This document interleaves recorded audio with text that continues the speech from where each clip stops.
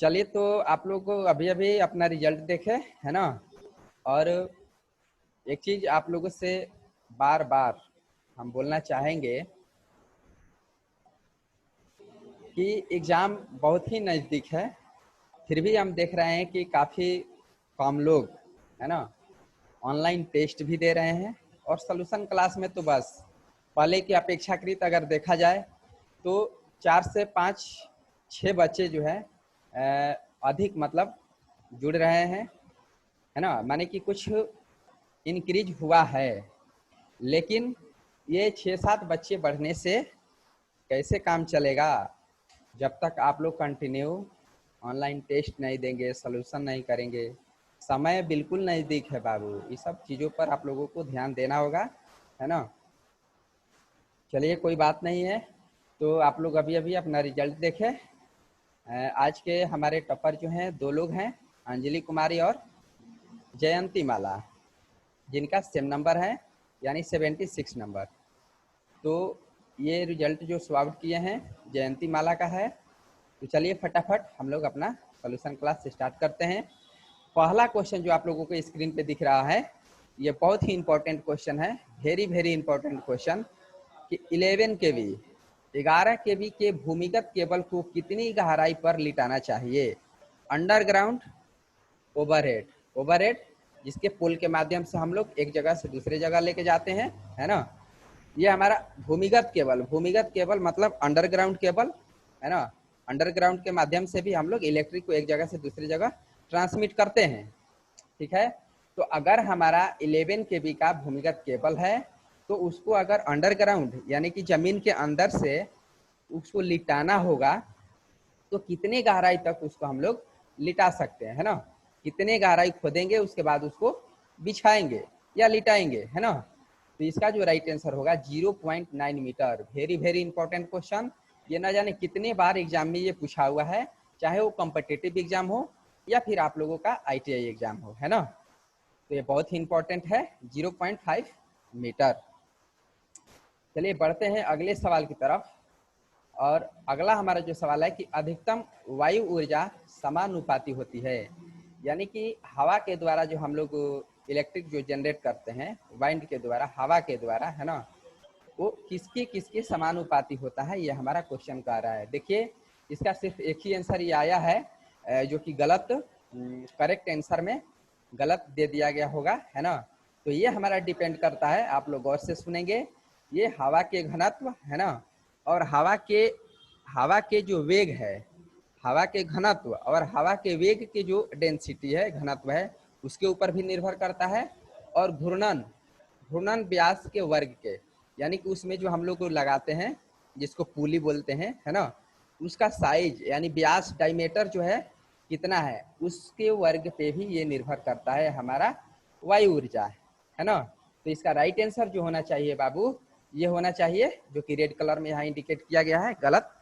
तो ये हमारा होगा हवा के घनत्व से, है ना, हवा के घनत्व के, वायु के वेग के घनत्व के और घूर्णन व्यास के वर्ग के। तो ये तीनों चीज पर हमारा डिपेंड करेगा वायु ऊर्जा, है ना। तो इसको आप लोग जरूर याद रखेंगे। ये थोड़ा सा यहाँ पे गलती हुई है, ठीक है। चलिए बढ़ते हैं अगले सवाल की तरफ कि अपरंपरागत ऊर्जा का प्रयोग निम्न में से किसमें किया जाता है। वेरी वेरी इंपॉर्टेंट क्वेश्चन, जो कि हमेशा कंफ्यूज रहता है बच्चा सब या कोई भी, है ना। तो देखिए, हम लोग इसको पहले एकदम सिंपल वे में, अपने एकदम सरल लैंग्वेज में पहले समझते हैं। सबसे पहले हमारा क्या है, एक होता है अपरंपरागत और दूसरा होता है परंपरागत। ध्यान से सुनेंगे, एक होता है परंपरागत और दूसरा अपरंपरागत। अब देखिए, इसमें हमारा होता है एक कन्वेंशनल जिसको बोलते हैं अंग्रेजी में, और दूसरा नॉन कन्वेंशनल, है ना। तो अपरंपरागत हमारा जो होता है उसको बोलते हैं नॉन कन्वेंशनल। तो थोड़ा सा ध्यान देंगे आप लोग और मेरी बातों को सुनेंगे। बार बार बोलते हैं कि सुनने से भी याद रहता है, क्योंकि एग्जाम नज़दीक है तो बहुत सारी ऐसी बातें होगी जो सोल्यूशन क्लास में सुनने के बाद भी याद रहेगा, है ना। तो आप लोग ध्यान देंगे कि हमारा नॉन कन्वेंशनल जो होगा, है ना, नॉन कन्वेंशनल जो होगा, जो कभी खत्म ना हो, है ना, जो कभी खत्म नहीं होगा, वो सब आएगा। जैसे हमारा सौर ऊर्जा ले लीजिए, है ना, बायोगैस ऊर्जा, पवन ऊर्जा, ज्वारीय ऊर्जा, ये सब क्या है, ये सब अपरंपरागत ऊर्जा स्रोत में आएगा, जो कि कभी खत्म नहीं होने वाला है। सौर ऊर्जा क्या खत्म होने वाला है, पवन ऊर्जा क्या खत्म होने वाला है, ज्वारीय ऊर्जा जो बड़े बड़े जो तरंगे उत्पन्न होती है समुद्र वगैरह में, है ना, ये सब। बायोगैस ऊर्जा, जो कि बायोगैस ऊर्जा हम लोग मलमूत्र, गौ के मलमूत्र, ये सब गोबर ओबर से, ये सब से हम लोग बनाते हैं, है ना। तो ये सब कभी खत्म होने वाला नहीं है। वो आता है हमारा किसके श्रेणी में, अपरंपरागत ऊर्जा स्रोत के श्रेणी में। यहीं पे हम लोग चर्चा करेंगे परंपरागत के लिए। तो परंपरागत के श्रेणी में हमारा वो सारी चीजें आएगा जो कि कभी ना कभी खत्म होगा, है ना, जो कि कभी ना कभी खत्म होगा, उसको बोलते हैं कन्वेंशनल। ठीक है, परंपरागत यानी कन्वेंशनल, जो कि कभी ना कभी खत्म होगा। जैसे कोयला हम लोग निकालते हैं, या फिर ऑयल वगैरह निकालते हैं खाद्यान्न वगैरह से, है ना। तो ये सब क्या है, कभी ना कभी खत्म होगा। ऐसा समय आएगा जब खत्म हो जाएगा। ठीक है, चलिए बढ़ते हैं अगले सवाल की तरफ। अगला हमारा जो सवाल है 4 नंबर, अपरंपरागत ऊर्जा किस आपदा की रोकथाम का साधन है ना। यानी कि नॉन कन्वेंशनल हमारा जो ऊर्जा है, एनर्जी है, वो किस आपदा की रोकथाम का साधन है। तो ये देखिए, इसको जैसे इसमें आप लोगों को मैंने बताया कि क्या क्या आएगा, है ना। जैसे सौर ऊर्जा ये सब आता है इसमें, पवन ऊर्जा, ज्वारीय ऊर्जा, ये सब क्या होता है कि इससे ओजोन परत में छिद्र, ओजोन परत में क्या होता है, एक लेयर टाइप के बन जाता है। तो इसको इस्तेमाल करने से क्या होता है कि ओजोन परत में छिद्र और ग्लोबल वार्मिंग, जैसे पॉल्यूशन वगैरह, है ना, पॉल्यूशन वगैरह होता है, ओजोन परत में क्या होता है, छिद्र होता है। जैसे कि अगर हम लोग cold field thermal power plant में कोयला वाला जहाँ इस्तेमाल करते हैं, तो वहाँ से क्या होता है, बहुत सारा प्रदूषण निकलता है धुआं के रूप में, है ना। वो सब क्या होता है, ओजोन परत में एक लेयर सा बना देता है। ठीक है, तो उन सब चीज़ों से बचा जा सकता है ना, पॉल्यूशन से बचा जा सकता है इससे। अपरंपरागत ऊर्जा स्रोत अगर इस्तेमाल करते हैं तो ओजोन परत में छिद्र और ग्लोबल वार्मिंग दोनों से ये रोकथाम के काम में आता है ना। तो बढ़ते हैं अगले सवाल की तरफ। वेरी वेरी इंपॉर्टेंट क्वेश्चन, आवासीय कॉलोनी की सर्विस लाइन में किस प्रकार के खंभों को वरीयता दी जाती है। देखिए, ध्यान देना है। आवासीय कॉलोनी में हम लोग जो इलेक्ट्रिक को डिस्ट्रीब्यूट करने के लिए, है ना, मतलब लेने के लिए जो खंभा लगा रहता है, जो पोल लगा रहता है, उस पोल का नाम होता है बाबू आरसीसी। आरसीसी पोल हमारा जो होता है वो कंक्रीट वगैरह सीमेंट उमेंट वाला जो देखे होंगे ना पहले आप लोग, है ना, उसको बोलते हैं। कंक्रीट का जो बना हुआ रहता है हमारा, उसको बोलते हैं आरसीसी पोल, है ना, जो कि आवासीय कॉलोनी सर्विस लाइन में इसका इस्तेमाल किया जाता है। और एक चीज़ यहाँ पे मेजर पॉइंट जिसको कि हम लोग याद रखेंगे कि इसकी जो डिस्टेंस होगा ना, जैसे एक के बाद दूसरा कितने डिस्टेंस पे लगाएंगे, तो ये हमारा होता है 80 से 100 मीटर। वेरी वेरी इंपॉर्टेंट, एक दूसरे के बीच की जो डिस्टेंस होगा, ये आरसीसी पोल, आरसीसी खंभों के बीच की जो डिस्टेंस होगा एक दूसरे के साथ, कितना होगा, 80 से 100 मीटर। ठीक है, इसी में एक पूछता है, जिस लकड़ी के खंभा वाला आप लोग देखे होंगे, है ना, लकड़ी के भी पोल इस्तेमाल करते हैं ना हम लोग। शायद अब तो बहुत कम है, लेकिन पहले उसका भी इस्तेमाल होता था। तो उसकी जो डिस्टेंस होती है, लकड़ी के जो खंभा होता है वो होता है 40 से 50 मीटर, है ना, 40 से 50 मीटर। आई होप आप लोगों को ये सब समझ में आता होगा। चलिए बढ़ते हैं अगले सवाल की तरफ। इनमें से किससे ध्वनि प्रदूषण फैलता है ना। तो देखिए, इसमें हमारा क्या होता है, पवन वाइंड के द्वारा जो हम लोग ऊर्जा उत्पन्न करते हैं, पावर जो है जनरेट करते हैं, वहाँ पे क्या होता है, बहुत काफ़ी आवाज़ करता है ना, बहुत काफ़ी आवाज़ करता है। ठीक है, तो मैक्सिमम वहाँ पे ध्वनि प्रदूषण होने की चांसेस रहता है। तो ये हमारा होता है क्या, पवन ऊर्जा स्रोत में, है ना। सबसे ज़्यादा ध्वनि प्रदूषण कौन सा हमारा प्लांट फैलाएगा, तो ये हमारा पवन ऊर्जा, है ना। इसके माध्यम से बहुत काफ़ी ध्वनि प्रदूषण उत्पन्न होगा, हवा के द्वारा जो हम लोग इलेक्ट्रिक पावर जो जनरेट करते हैं। चलिए बढ़ते हैं अगले सवाल की तरफ कि उस प्रक्रिया को क्या कहते हैं जब तुल्यकालिक मोटर में लगातार भार परिवर्तन से रोटर में दोलन उत्पन्न होता है। जैसा कि मैं आप लोगों को बताया था कि हमारा सिंक्रोनस मोटर में क्या होता है कि भार जो है ना वो वैरी करता है। भार अगर देते हैं, मतलब भार जो कम बेसी होता है, वैरी करता है ना, घटता बढ़ता है।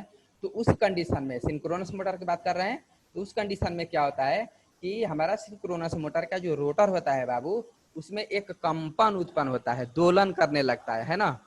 उस दोष को हम लोग क्या करते हैं, उस दोष को हम लोग कहते हैं हंटिंग दोष, है ना, हंटिंग दोष। और हंटिंग दोष को खत्म करने के लिए हम लोग किसका इस्तेमाल करते हैं, तो डैम्पर वाइंडिंग का, है ना। चलिए बढ़ते हैं अगले सवाल की तरफ। Very very important question 8 number.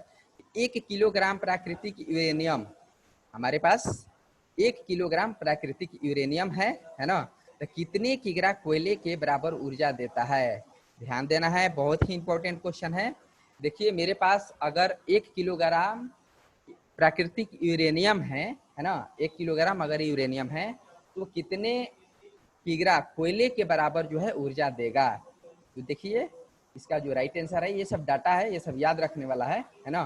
तो ये होता है 10 किग्रा कोयला, यानी कि 10 किग्रा कोयला जितना हमारा इलेक्ट्रिक पावर जनरेट करेगा, उतना हमारा 1 किलो जो हमारा यूरेनियम है ना, वो जनरेट करेगा। सोचिए, कल्पना करिए, थोड़ा मन में आप लोग इमेजिन कीजिए, है ना।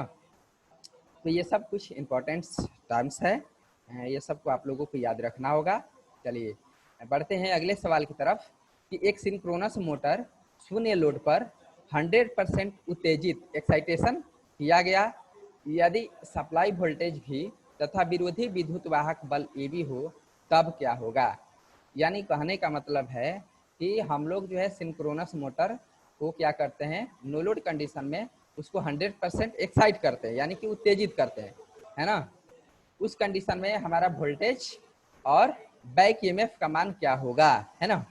तो उस समय 100% जब एक्साइट करेंगे सिंक्रोनस मोटर को, तो उस कंडीशन में हमारा वोल्टेज और ईबी यानी कि बैक ईएमएफ दोनों जो होगा बाबू इक्वल हो जाता है ना। चलिए इस पे ज़्यादा डिस्कस नहीं करेंगे, क्योंकि ये सब आप लोग जानते हैं, अंडर एक्साइटेड, ओवर एक्साइटेड, है ना।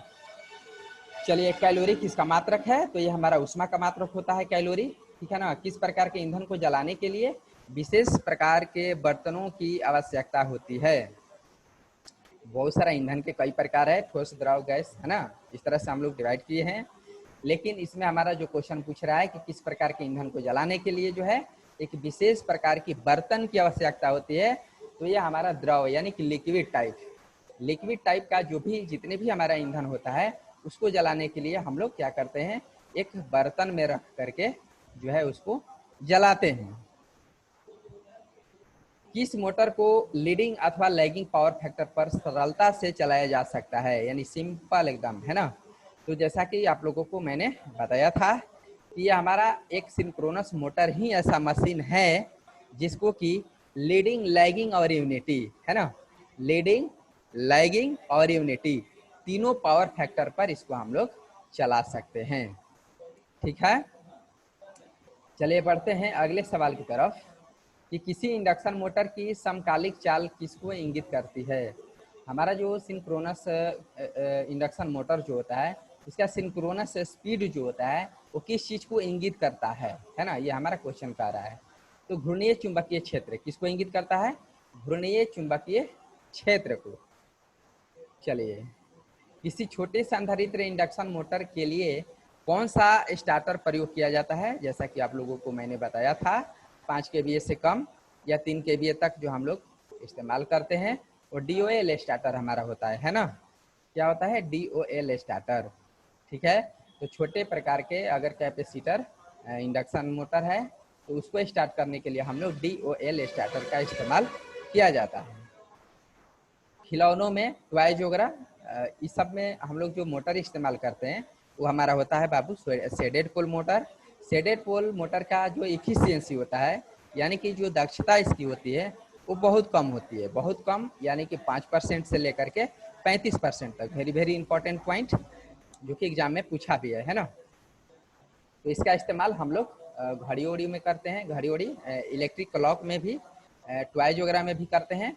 और इसकी जो एफिशिएंसी होती है वो 5% से लेकर के 35% तक होती है। चलिए बढ़ते हैं अगले सवाल की तरफ कि चारकोल एक ईंधन है। चारकोल यानी कोयला के बारे में जिक्र हो रही है। तो कोयला आप लोग देखे होंगे तो हमारा ठोस रहता है ना, ठोस रहता है, बड़ा बड़ा टुकड़ा रहता है, ठीक है। तो ये हमारा ठोस ईंधन होता है। कोयला जो है ठोस ईंधन का एक एग्जाम्पल है, उदाहरण है। जल विद्युत शक्ति केंद्र कहाँ पाए जाते हैं? ये जितना भी आप लोग हाइड्रो पावर प्लांट देखते हैं, जल जहाँ की हम लोग जल के माध्यम से इलेक्ट्रिक पावर जनरेट करते हैं, तो वो कहाँ पे देखने को मिलता है? तो मैक्सिमम ये सब जो होता है हमारी पहाड़ी क्षेत्रों में होता है। कहाँ होता है? पहाड़ी क्षेत्रों में, है ना। जिधर देखेंगे आप लोग मैक्सिमम जो पहाड़ी क्षेत्र है उधर हम लोगों को जो हाइड्रो पावर प्लांट है वो देखने को मिलता है। चलिए ये भी इम्पोर्टेंट पॉइंट था थोड़ा, इसको आप लोग ध्यान देंगे। नेक्स्ट हमारा जो है जल विद्युत शक्ति संयंत्र का कार्यकाल लगभग कितना होता है? Very very important question. जल विद्युत शक्ति संयंत्र यानी कि हाइड्रो पावर प्लांट हमारा जो होता है उसका जो लाइफ होता है यानी कि जीवन होता है वो कितना होता है ना। तो ये 100 से 125 साल तक उसकी लाइफ होती है। हाइड्रो पावर प्लांट की जो लाइफ होती है वो 100 से 125 वर्ष तक होती है ना। तो ये सब थोड़ा सा याद रखना है।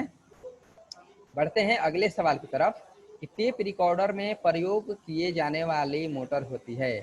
टेप रिकॉर्डर में हम लोग जो मोटर इस्तेमाल करते हैं वो हमारा होता है हिस्टेरेसिस मोटर।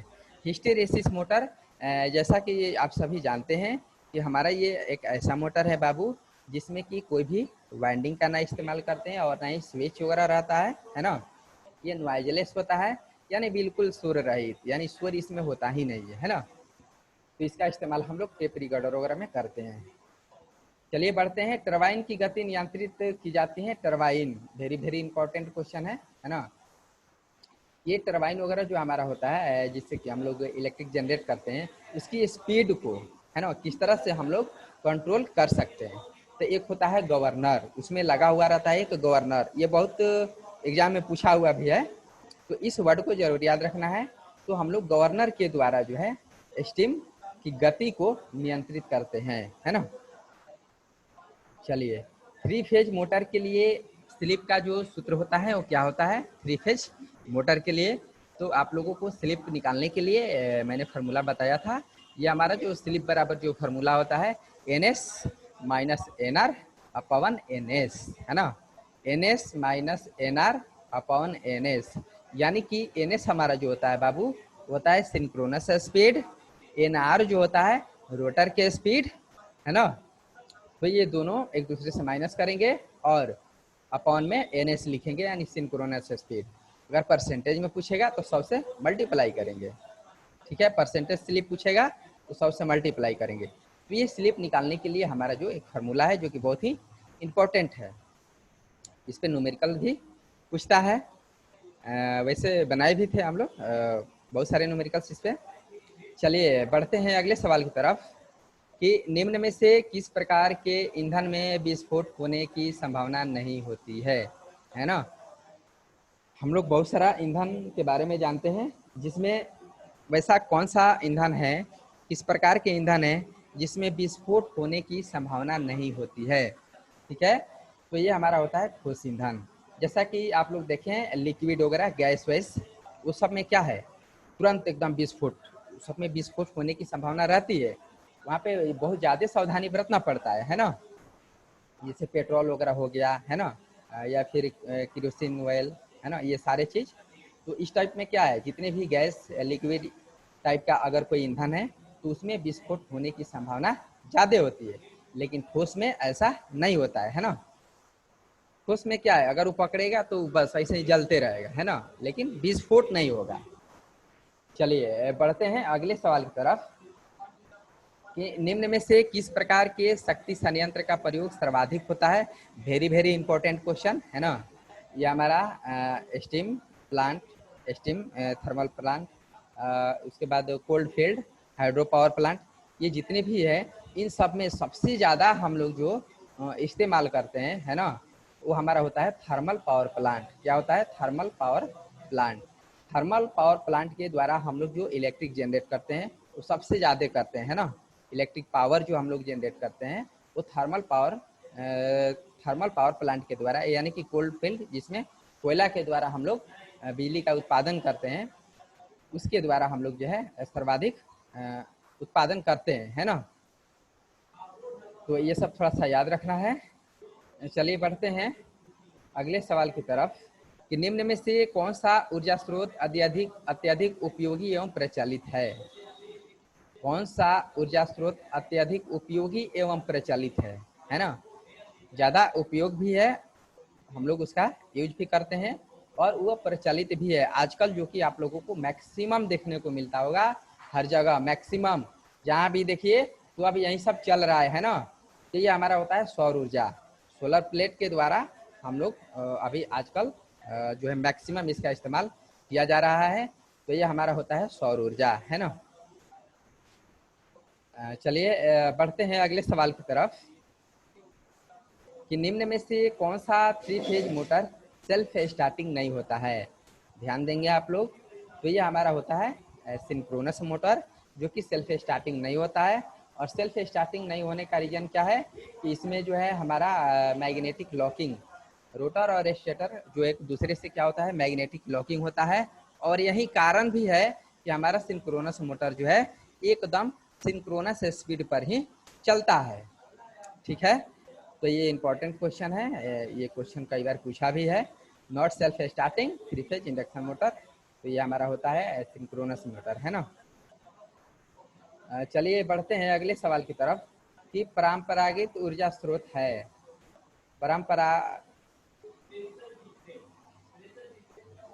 ये जो हमारा होता है परंपरागत ऊर्जा स्रोत के श्रेणी में कौन कौन सा आता है। तो अभी मैंने आप लोगों से चर्चा किया था कि आप लोग ये कोयला हो गया, ऑयल हो गया, है ना, जो कि माने खत्म होने वाला है। क्या है, जितने भी माने आप लोगों को ऑप्शन देखिएगा लगेगा कि नहीं ये चीज़ खत्म होने वाला है, वो सारा चीज़ आ जाएगा, है ना।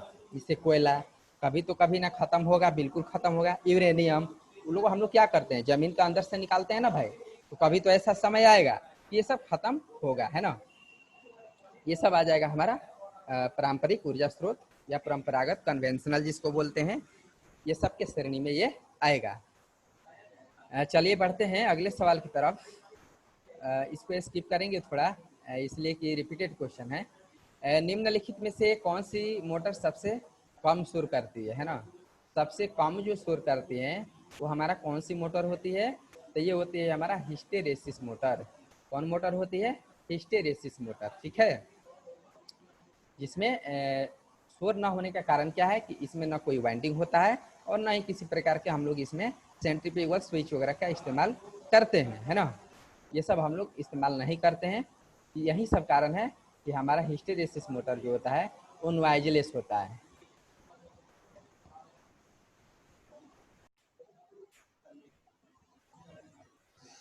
चलिए तो बढ़ते हैं अगले सवाल की तरफ कि पावर तथा प्रकाश और पंखे के लिए विद्युत आपूर्ति हेतु उपयोग किया जाने वाला केबल जो होता है वो किस टाइप का होता है ना। पावर पावर जैसे कि आप लोग देखते हैं पावर में आ जाएगा जितने भी मशीन्स है ना, उन सब में। प्रकाश और पंखे, लाइट और फैन, ये सब समझ रहे हैं आप लोग। इसमें जो हम लोग केबल का इस्तेमाल करते हैं वो हमारा कौन सा केबल होता है या होना चाहिए, है ना। तो इसमें होता है 3.5 कोर वाला, है ना। 3 जो होता है हमारा फेज के लिए होता है और एक पतला होता है। ये तीनों के जो साइज होगा ना उसका हाफ होगा एक, इसीलिए उसको बोलते हैं हम लोग 3.5। यानी कि टोटल हमारा जो इसमें होगा 4 केबल का इस्तेमाल इसमें करते हैं, है ना। तो ये पावर, प्रकाश और पंखे के लिए जो हम लोग केबल इस्तेमाल करते हैं वो हमारा केबल होता है 3.5 कोर वाला। चलिए वेरी वेरी इंपॉर्टेंट क्वेश्चन है बाबू। नेक्स्ट हमारा जो है ये पोलराइज्ड कोयला निम्नलिखित में से कौन सा होता है। पोलराइज्ड कोयला ध्यान देंगे आप लोग। तो देखिए क्या होता है कि जैसे कि अभी अभी मैंने आप लोगों को बताया कि थर्मल पावर प्लांट हमारा जो होता है जहाँ से कि हम लोग क्या करते हैं कोयला के द्वारा बिजली का उत्पादन करते हैं, है ना, इलेक्ट्रिक पावर जनरेट करते हैं। अब देखिए कि आप लोग जानते हैं कि कोयला हमारा क्या है, ठोस ईंधन है, क्योंकि बहुत सारा पत्थर के रूप में एकदम बड़ा बड़ा ये रहता है ना। तो उसको हम लोग क्या करते हैं कि इस्तेमाल करने से पहले, है ना, थर्मल पावर प्लांट यानी कोयल फील्ड में उस कोयला को इस्तेमाल करने से पहले, यूज करने से पहले उसको बहुत सारे टुकड़ों में तोड़ा जाता है ना, बहुत सारा टुकड़ा में तोड़ते हैं। तो टुकड़ा में तोड़ने के बाद जो है उसका इस्तेमाल हम लोग करते हैं। तो उस कोयला को जो छोटे छोटे जो टुकड़े में जो तोड़ते हैं ना, उसी को हम लोग कहते हैं पोलराइज्ड कोयला, है ना। तो इसका राइट आंसर क्या होगा कि हमारा जो क्वेश्चन है कि पोलराइज्ड कोयला निम्नलिखित में से कौन सा होता है, तो ये हो जाएगा छोटे छोटे कणों में टूटा हुआ कोयला। ठीक है, उसको हम लोग छोटे छोटे कणों में तोड़ते हैं, उसके बाद उसका इस्तेमाल करते हैं। तो उस जो छोटे छोटे कणों में जिसको तोड़े, कोयला को तोड़े, वही हमारा जो कोयला होता है क्या होता है, पोलराइज्ड कोयला कहलाता है। आई होप आप लोग समझे होंगे अच्छी तरह से। चलिए बढ़ते हैं अगले सवाल की तरफ। ये छोटा क्वेश्चन है कि बांध के पीछे जमा जल, ये जाल यहाँ पे लिखा गया है बाबू, जाल नहीं होगा जल होगा, है ना, ध्यान देना है। तो बांध के पीछे जमा जल जो होता है हमारा हाइड्रेस कहलाता है। क्या कहलाता है, हाइड्रेस। नेक्स्ट हमारा जो क्वेश्चन है कि बायोगैस का उत्पादन किया जाता है, वेरी वेरी इंपॉर्टेंट क्वेश्चन, ठीक है ना। अच्छा एक क्वेश्चन और जो कि कॉम्पिटिटिव एग्जाम में भी पूछता है कि बायोगैस हमारा जो किसका किसका मिश्रण होता है, ठीक है ना। तो मीथेन, कार्बन डाइऑक्साइड, ये सब का मिश्रण होता है। यहाँ पे हमारा जो क्वेश्चन पूछ रहा है कि बायोगैस का उत्पादन कैसे किया जाता है, कैसे करते हैं हम लोग। देखिए ध्यान देना है, गौमूत्र यानी कि गाय वगैरह, गाय गरु भैंस आप लोग समझ रहे हैं, है ना, ये सब का जितना मलमूत्र होता है, या फिर हम लोग बोल सकते हैं ये पशु वशु, ये सब तो आ जाएगा इसी में, है ना। उसके बाद प्लास्टिक, ये सारे चीज़ों को क्या किया जाता है, एक जगह इकट्ठा किया जाता है ना, एक जगह कहीं गड्ढा खोद करके, उसके बाद जो है हम लोग बायोगैस उससे निकालते हैं। ठीक है, आई होप कि आप लोग समझे होंगे। यहाँ तक कि मनुष्य की भी मलमूत्र सब वैसा होता है, बहुत जगह है ना। चलिए ठीक है, नेक्स्ट हमारा जो है देखिए आ गया कि बायोगैस में कौन सी गैसें सम्मिलित होती है। तो बायोगैस में हमारा जो होता है, जैसा कि अभी अभी आप लोगों को बताया कि इसमें हमारा जो होता है मीथेन और कार्बन डाइऑक्साइड, मीथेन और कार्बन डाइऑक्साइड, इन दोनों गैसों का मिश्रण होता है हमारा बायोगैस। इसके साथ साथ यानी कि मीथेन और कार्बन डाइऑक्साइड के साथ साथ कुछ अशुद्धि भी उसमें रहता है, अशुद्धि के रूप में कुछ भी हम लोग इस्तेमाल करते हैं, है ना। तो इसका राइट आंसर क्या होगा कि कुछ अशुद्धियों सहित मीथेन और कार्बन डाइऑक्साइड। चलिए बढ़ते हैं अगले सवाल की तरफ कि भूमिगत केबल का बचाव किया जाता है, वेरी वेरी इंपॉर्टेंट क्वेश्चन।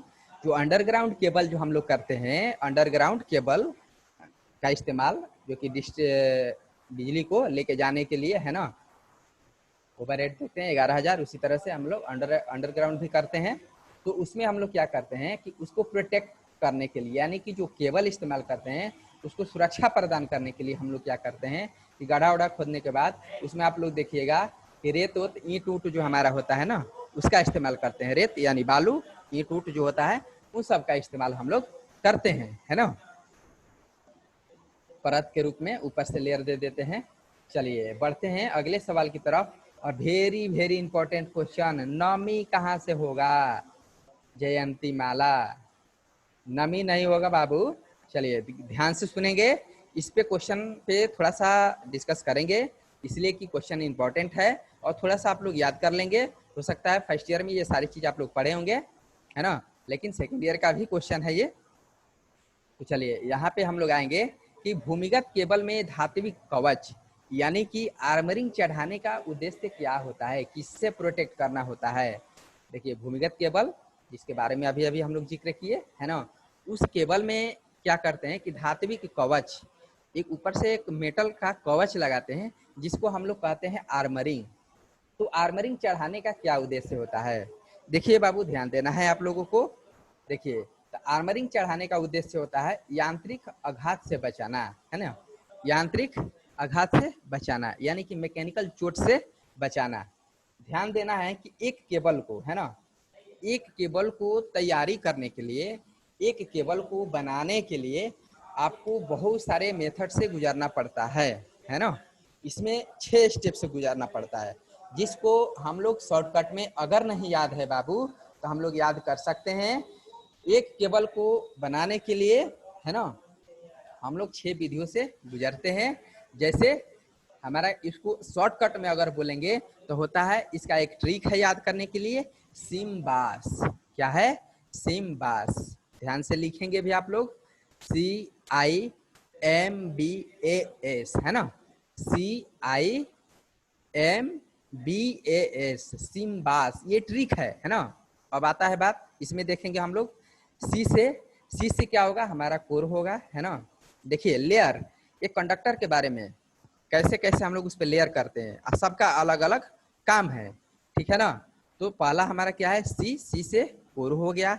दूसरा है आई से क्या हो गया कि इंसुलेशन कवरिंग, क्योंकि इंसुलेशन का कवरिंग करते हैं, है ना।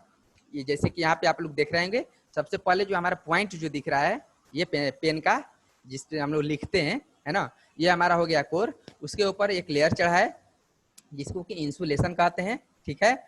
दूसरा हमारा हो गया एम फॉर क्या हो गया, मेटेलिक शीथ, मेटल का एक शीथ ऊपर से एक लेयर चढ़ाते हैं। उसके बाद हो गया हमारा बी फॉर बेडिंग, है ना। और एक है ए फॉर आर्मरिंग, है ना, आर्मरिंग, जिसके बारे में अभी अभी पूछ रहा है कि आर्मरिंग चढ़ाने का क्या उद्देश्य है। तो ये हमारा मैकेनिकल प्रोटेक्ट करता है, केबल को यांत्रिक आघात से बचाता है। चलिए हो गया, एस फॉर सर्विंग, है ना। तो ये सबका अलग अलग काम है। तो हम लोग बाबू अभी क्या करेंगे कि 1 मिनट के लिए ब्रेक लेंगे और तुरंत फटाफट जुड़ेंगे, जो भी क्वेश्चन बचा हुआ है दूसरे सेशन में उसको करते हैं, है ना। तब तक के लिए आप लोग फटाफट जलपान कर लीजिए। ओके।